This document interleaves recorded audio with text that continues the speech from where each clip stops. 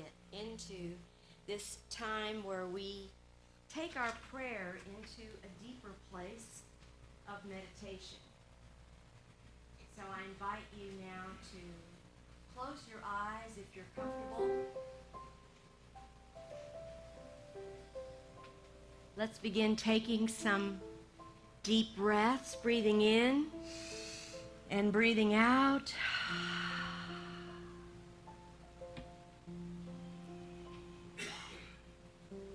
As we settle into that heart space, seeing that breath going in and out of our chest space.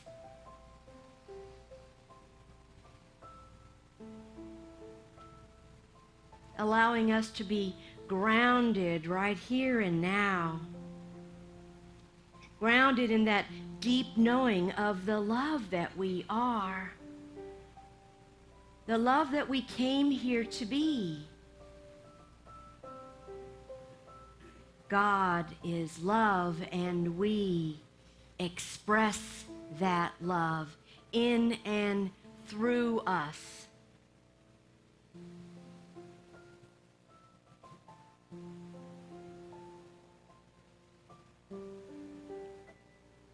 So I invite you to hear these affirmations in the depth of your being and claim them. I am love.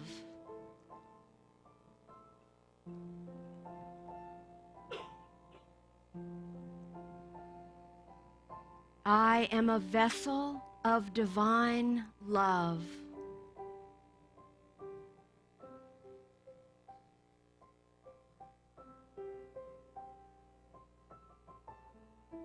I allow this love to flow freely through me.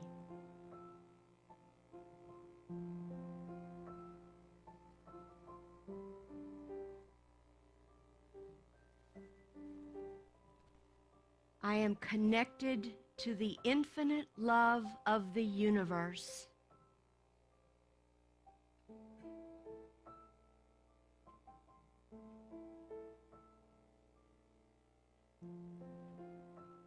I trust that love transforms and heals all things.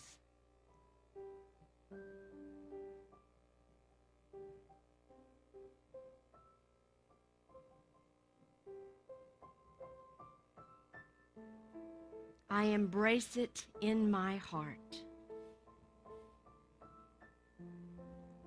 Now we carry these words into the depths of our being in the silence and sit in the silence.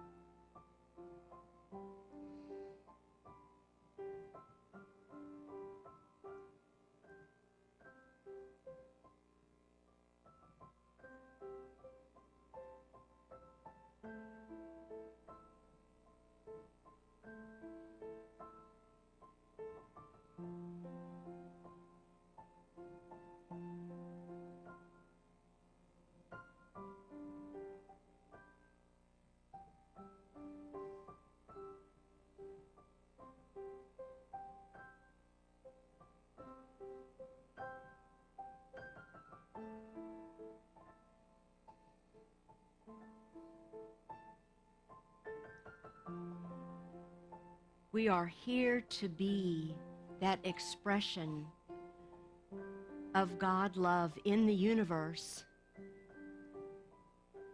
You see, we are the ones that everyone is waiting for. We are the ones who are living through that Christ consciousness within us that knows the truth of us, that we are here expressing as much of God consciousness through us as is possible.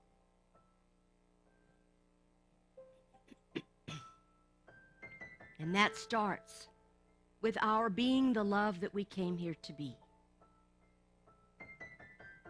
And so when we live our lives from that place and we use the power of love for how we show up in the world, others begin to see in our reflection who they too are.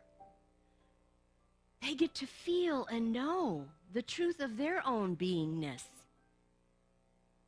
And so we're so grateful for these teachings that just continually remind us of how precious and special each and every one is, and how important it is that we do this mighty work of love.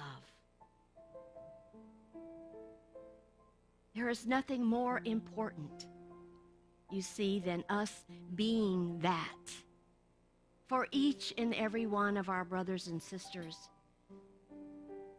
No matter what they think, feel, or believe, we know and can see the truth of them. And so for that, we are so grateful that we can stand in this power of love and be that which our universe needs right here and right now.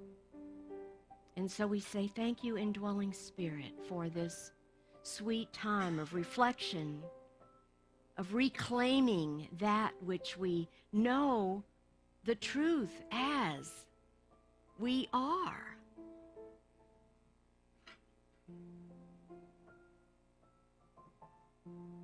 And we're so grateful that we can live from this Christed beingness within us and be that which our planet needs so much at this time.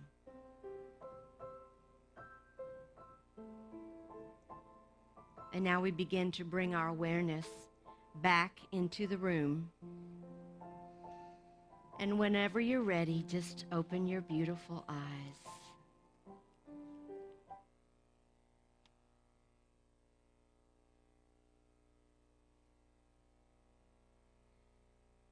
So I'm in this new class now about the 12 powers with Cher and Bill Holton.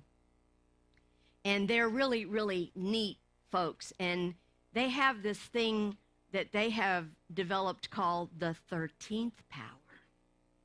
Now, I know, they're kind of rebels, and I kind of love it. The 13th power is questioning unanswered questions. Questioning unanswered questions. Questioning unquestioned answers. Oh, I wrote it down wrong. Unquestioned answers.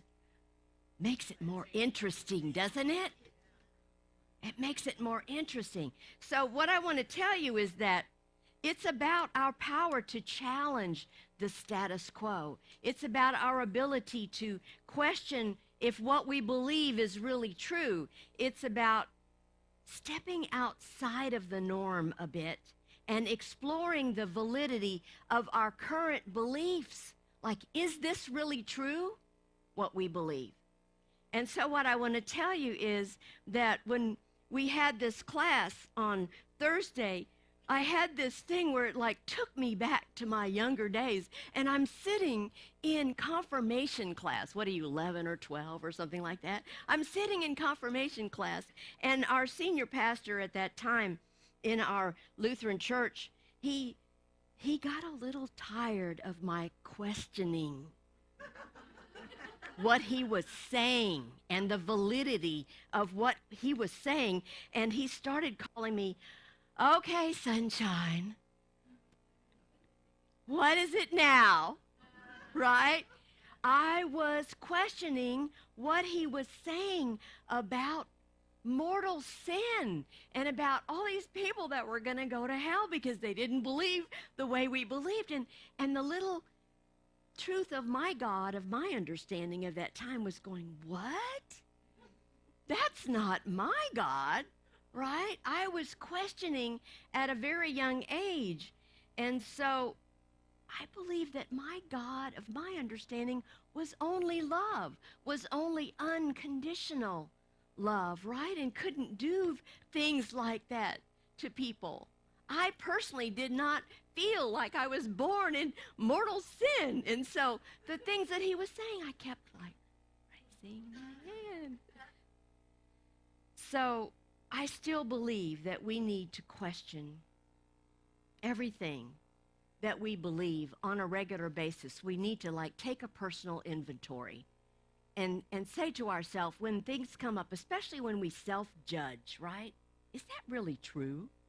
You know, we want to know. We want to get to the truth of it because we may not be using our power of love in the best way that we can. And so this is the last week of our theme about love, about I am love. And so let's say our affirmation together.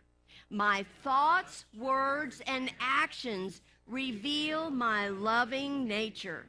So all month long, you see, we've been looking at the various aspects of our loving nature and how we show up as the love that we are. So hopefully we have learned a few things this month that love is not just a feeling, right? Because we say a lot of times, you know, you love pizza, you love this, you love that. You know, we use that word a lot. But that's really not the love, you know, that we're talking about, right? It's a force. It's a force that can heal, that can nurture, that can inspire, that can transform, that can uplift. That's the love that we're talking about. It's not just an emotion. This powerful source, it moves through us and it moves out into the world. It's the energy of creation. It's the highest frequency in which all things exist. As believers in unity teachings, we know in the heart of hearts that God is love and that love is who we are and that we're here waiting to express it. So I thought this week we'd take a little bit different look at the side of the power of love. And you'll find this, what I'm talking about, in Heart-Centered Metaphysics, the book that Reverend Eileen is using in Metaphysics 3, of which we have 14 people in that class that Paul Hasselbeck wrote, that amazing book. And so I want to talk about another side that he talks about in the book. He says, the other side of love that is principle is the thinking side. Whatever we are focusing on or attracting ourselves to, we are loving, right? It's where we're giving our attention. So if we're angry at something or someone, we are in a negative way desiring or attracting ourselves to and focusing on that in this moment. We're giving energy to it, aren't we? Right? So the power of love will harmonize and unify whatever it can to match that anger that you're feeling. That's its job, right? So this is the main power through which the law of mind action works, which we know is what? Principle 3, thoughts held in mind produce after their kind.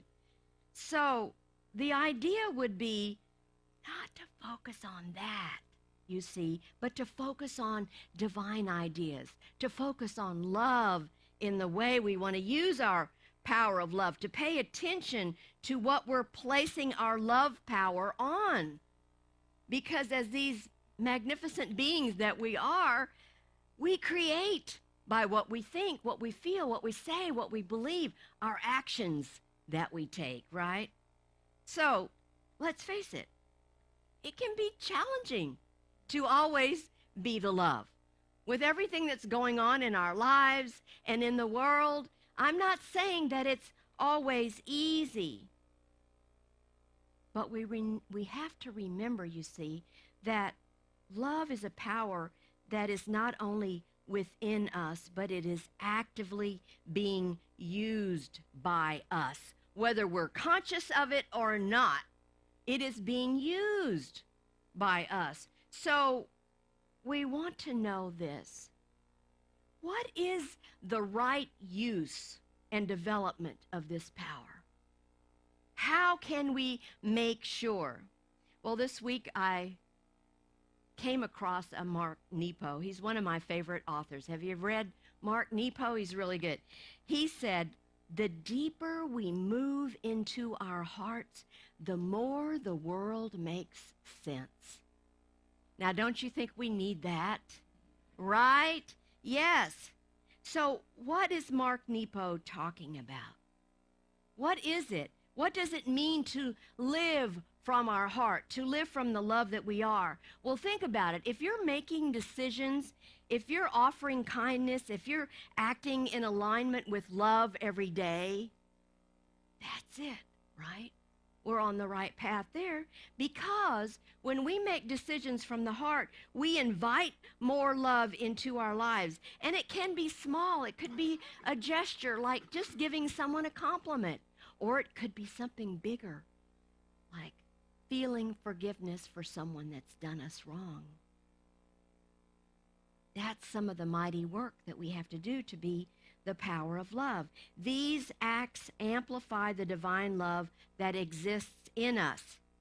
And so what I want to tell you is, it's been years ago. I can't remember exactly when it was, but I was at Unity Village. I think it was a South Central regional conference, perhaps. And I met Reverend Margaret Pounders and her husband. She wrote The Laws of Love, and I had been reading her book, and I absolutely loved her book. She was that tiny little powerful woman, and she has in her book, Laws of Love, that there are many perspectives that we need to look at. And so those of you that are kind of science geeks are going to kind of resonate with this. She said, Plato called God a geometrician. The astronomer Sir James Jean described God as an infinite thinker, thinking mathematically.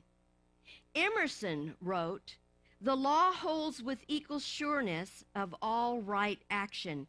Love and you shall be loved. All love is mathematically just as much as the two sides of an algebraic equation. The laws of the universe, like the laws of music and mathematics, know only how to be.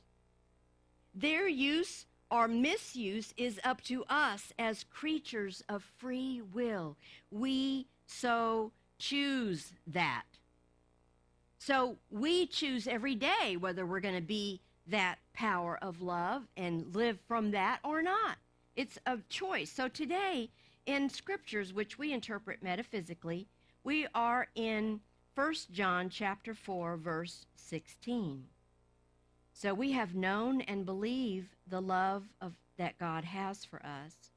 God is love, and those who abide in love abide in God, and God abides in them. So that's what we want to be. That's what we want to show up as. And this scripture gives me great comfort, because it reminds us that when we accept the Christ as the real self of us, our understanding is quickened so that we can see the real self, the capital S self, not the little self of us, not the ego part of us, but the capital self of us. We can see it in ourselves, and then we can see it in others as well. And seeing the real self helps make our God conscious possible. It's pretty simple, folks. We express the love of God by loving each other. That's really what it's all about. But what about those people that are a little hard to love? Therein lies the issue, right? So this is what we do. We begin by entertaining goodwill for the other person. You remember several weeks ago we talked about the blessing technique? So those ones that are a little bit tough to have that loving, unconditional loving feeling for, so we bless them. And when things come up with them, we say, I love you, I bless you, I appreciate you, I behold the Christ in you. That's what we do. We bless them. And then we hold that constantly in mind with that feeling of goodwill, and eventually it results in our loving them and seeing that they are truly God in expression also. We do this because love is the key. By developing the power of love within us, we release ourselves and others from our judgments. And can't we be judgmental sometimes? Oh, I know, none of you. Never. I have to work on that. And so we want to do this so that we limit our judgments and our limited definitions that we've placed on each other by seeing things in other people that really aren't there, you see. So we can't really talk about love without mentioning Jesus, our way shower, because he knew God as unlimited love and ever-present abundant life, and he knew as the Son of God that he had access to every attribute of God that there is, and he knew that there was an unlimited amount of love for him and wisdom for him for as long as he would ever need, and he taught us to love unconditionally. Our co-founder, Charles Fillmore, said, "It's clear that love does not care what it loves. It's indiscriminate. It's impersonal. And it sees everything as good. The good, the bad, and the ugly." Right? That's unconditional love. And so, do you remember Scrooge? Do you remember the Dickens tale about Scrooge? You remember how heartless he was in the beginning of the tale? You remember how he was cruel and judgmental and how he hoarded everything and he never gave anybody anything. It was all about him and what he needed, right? And then he was forced at some point to recognize his capital S self. And in that moment, everything changed for Scrooge. You see, there's hope for everyone, right? Because he began to love just to love, even though people remembered who he was and weren't so much on board yet, right?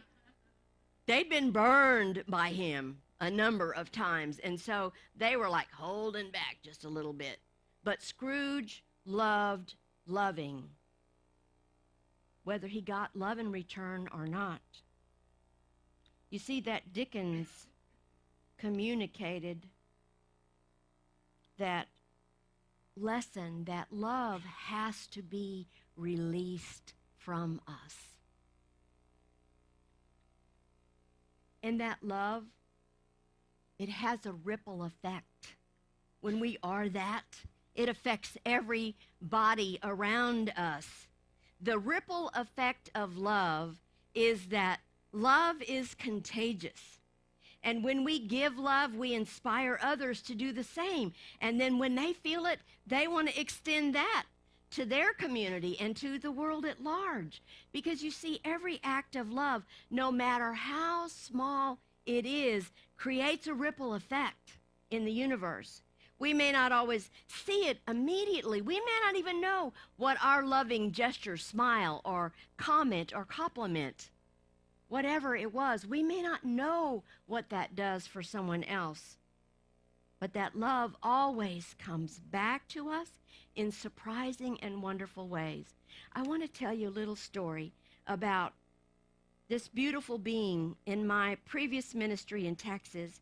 Her name was Yvonne, and she showed up in my Unity Quest class that we had in between two services at Unity Church of the Hills. And Yvonne, when she arrived there, was a very, very troubled soul. She had many things not going on right in her life. And for the first 2 weeks, she cried through the entire thing.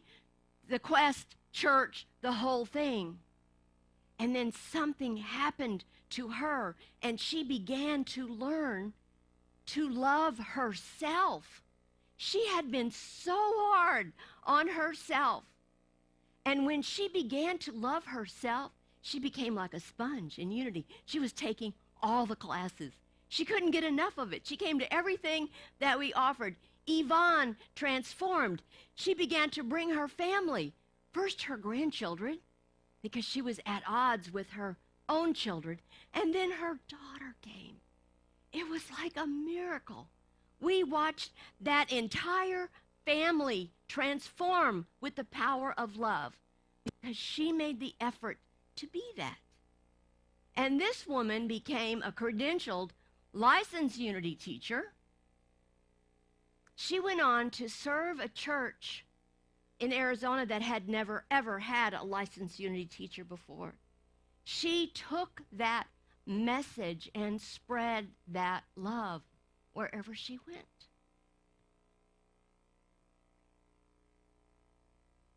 That's what I'm talking about, ripples. You have a choice every day to be that and make that kind of impact on people just by showing up as the love that you are. So, this is Unity, and we are practical Christianity. So I'm going to give you some steps. I'm going to give you 4 steps. The first one is probably the most important. You must cultivate self-love. It starts there because you can't possibly love other people if you're hateful to yourself. If your self-talk is ugly and you're calling yourself names, then you're not living the love that you came here to be. So first of all, cultivate self-love. And this includes self-care, self-compassion, and forgiving ourselves for past mistakes. The second one is a no-brainer. It's practice forgiveness. We need to release all grudges because forgiveness is the most powerful way to channel that love. It frees the giver and it also frees the receiver. The third one is be present. Love thrives in this present moment. This is where the magic is, not in the future and not in the past. Those things don't make any difference. Right here, right now, this is what is important in this present moment. So we be present with people. We listen with our whole heart. We listen, right? And the fourth one is we serve others. True love often expresses itself through service. And this church is a great way to see how that is unfolding because there are many people here in service on multiple teams. So you look for ways that you can serve others with the love in your hearts, whether it's through community service or helping a neighbor or simply being there for a friend in need. Okay, so I have one more. The fifth one that I would say is important because we are Unity people and we believe in these principles is that we practice principle 4, which is I pray. So we pray and meditate. We cannot be the love if we're not taking time to be in the remembrance of God in us, as us, and through us. I don't care if it's 5 minutes a day. A practice, a spiritual practice every day of prayer and meditation. You don't have to go sit in the mountains of Peru for 2 weeks or sit cross-legged you can if you want to. Vivian's going to do that. Vivian's going to Peru. You have to tell us about that when you get back. So do not forego your prayer and meditation time because as we leave this space today, let us remember that love is the most powerful force that we have. Let's use it to heal. Let's use it to grow and to bring peace into our lives and peace into the lives of everyone who we come into contact with, because love is who we came here to be. We are love in action because God is love. All right, enough preaching. Time for a joke. So this man walks into the pharmacy, and he says to the pharmacist, "Do you have a cure for the hiccups?" And the pharmacist leans over the counter and slaps the man's face. And the man angrily says, "What are you doing?" And he said, "Well, you don't have the hiccups anymore, do you?" And he angrily responds, "Well, no, but my wife in the car still does."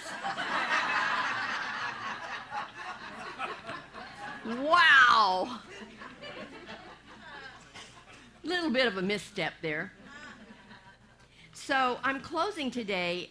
Francis Fawkes is one of the Unity ministers that wrote a book called Effectual Prayer. It's an older book. And then they reprinted part of it in this Truth Be Told booklet. And so I'm going to read you what she says about divine love. And this is how we're going to close the service today. Just close your eyes and take this in if you would. It's like a prayer. Divine love in me is a mighty magnet that draws my good from the seen and the unseen. Joy seeks me, friends flock to me, health and wealth make their home in me, as the Christ Spirit within attracts to me that which is in its own likeness. Divine love is the God spark within me through which I express compassion, tolerance, and patience toward all. I am divine love, supreme and eternal. And that's the way it is. And so it is, and so we allow it to be. God bless. Thank you. Thank you. All right, now's our time in our service when we get to give from our good into this community. And so we take our gifts in our hands, or if we gave through Breeze online, however you are giving, we are blessing those gifts as they come in through multiple ways. Let's say it together. Divine love through me blesses and multiplies all that I am, all that I have, all that I give, and all that I receive. Thank you, God, that this is so.